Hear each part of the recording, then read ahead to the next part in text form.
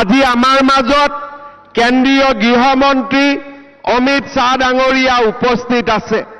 ভাৰতৰ প্ৰধানমন্ত্ৰী নৰেন্দ্ৰ মোদী ডাঙৰীয়াৰ নেতৃত্বত আৰু কেন্দ্ৰীয় গৃহমন্ত্ৰী অমিত শ্বাহ ডাঙৰীয়াৰ মাৰ্গদৰ্শনত বড়োভূমিলৈ আমি স্থায়ী শান্তি উভতাই আনিবলৈ সক্ষম হৈছো।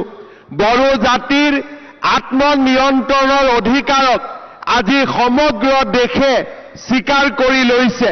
মই তেনে এজন গৃহমন্ত্ৰী অমিত শ্বাহ ডাঙৰীয়াক সকলোতে এটা ডাঙৰ হাত চাপৰিৰে সম্বৰ্ধনা জনাবলৈ অনুৰোধ জনাইছো। শ্ৰদ্ধাৰ ৰাইজ, নিখিল বড়ো ছাত্ৰ সন্থাই বড়ো জাতিৰ উত্তৰণত আটাইতকৈ গুৰুত্বপূৰ্ণ ভূমিকা গ্ৰহণ কৰিছে।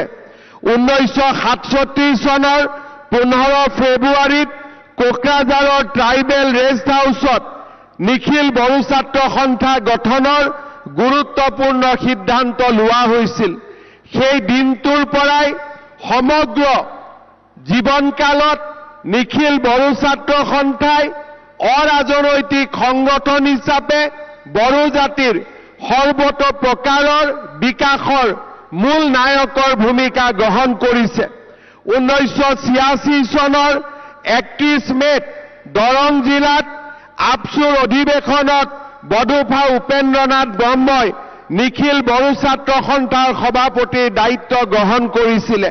তেখেতৰ নেতৃত্বতে বড়ো সমাজে আত্মনিয়ন্ত্ৰণৰ অধিকাৰৰ সপোন দেখিছিল আৰু সেই সপোনকে পম খেদি 2020 চনত প্ৰধানমন্ত্ৰী নৰেন্দ্ৰ মোদী ডাঙৰীয়া আৰু নিখিল বড়ো ছাত্ৰ সন্থা NDFB আৰু বড়ো জাতি আৰু সমগ্ৰ বড়োলেণ্ডবাসী ৰাইজৰ আশীৰ্বাদত গৃহমন্ত্ৰী অমিত শ্বাহ ডাঙৰীয়াৰ নেতৃত্বত নিখিল বড়ো ছাত্ৰ সন্থা NDFBৰ মাজত শান্তি চুক্তি স্বাক্ষৰ হৈছিল।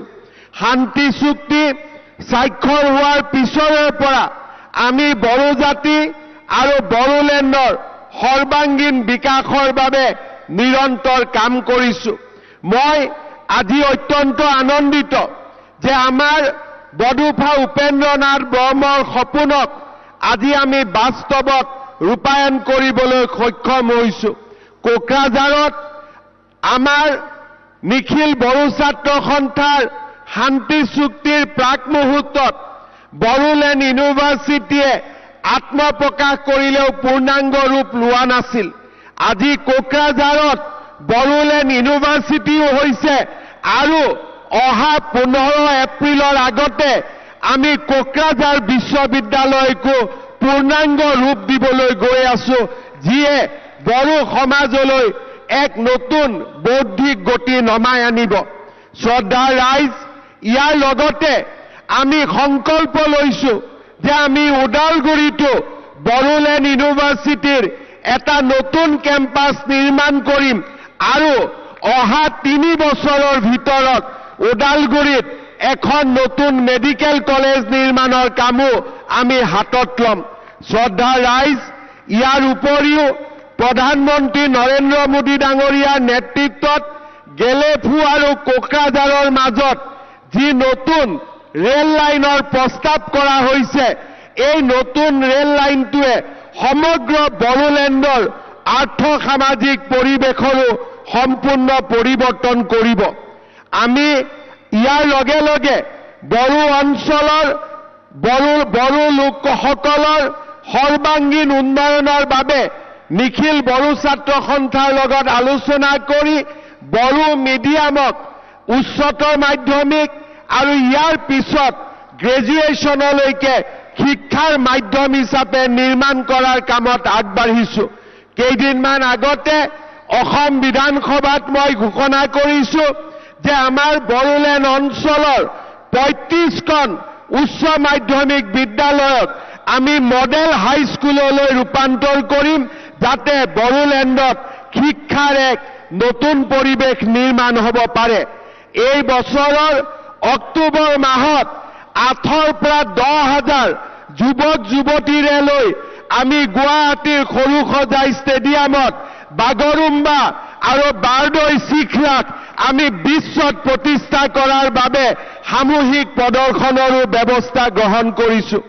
বড়োলেণ্ড অঞ্চলত 1200 মেগাৱাটৰ আৰু এটা নতুন শক্তি উৎপাদন কেন্দ্ৰ স্থাপনকে ধৰি আমি সমগ্ৰ বিটিআৰ অঞ্চলৰ আৰ্থ-সামাজিক উন্নয়নৰ বাবে নিৰন্তৰ কাম কৰি আহিছো।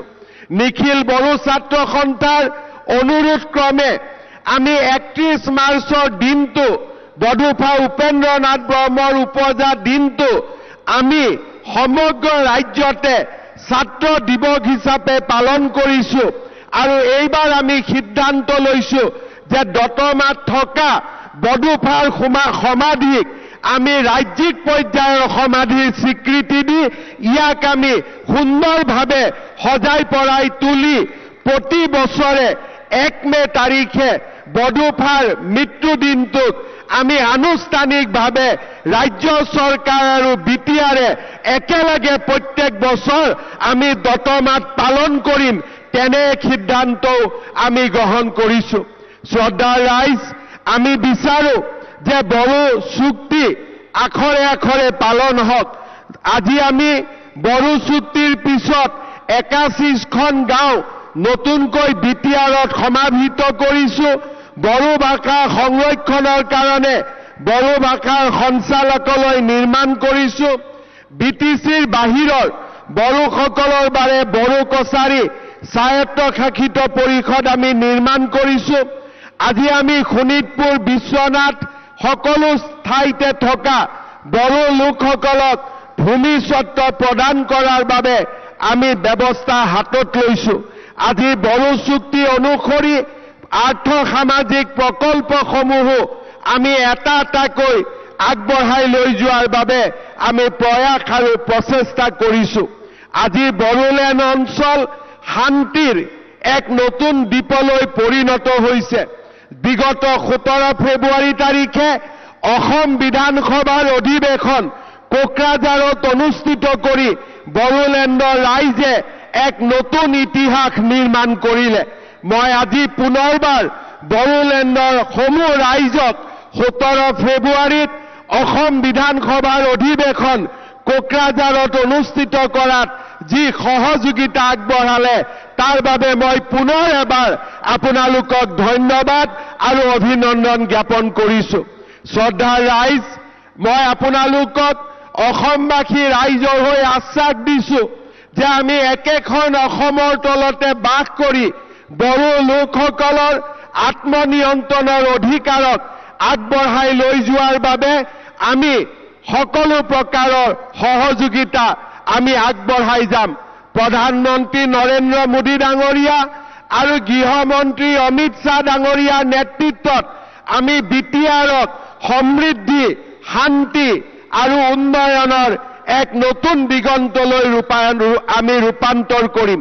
পুনৰ এবাৰ নিখিল বড়ো ছাত্ৰ সন্থাক 57তম অধিৱেশনৰ শুভকামনা জ্ঞাপন কৰি গৃহমন্ত্ৰী অমিত শ্বাহ ডাঙৰীয়াক অসম আৰু বড়োলেণ্ডৰ পবিত্ৰ ভূমিলৈ আদৰণি জনাই মই মোৰ বক্তব্যৰ সামৰণি মাৰিছো।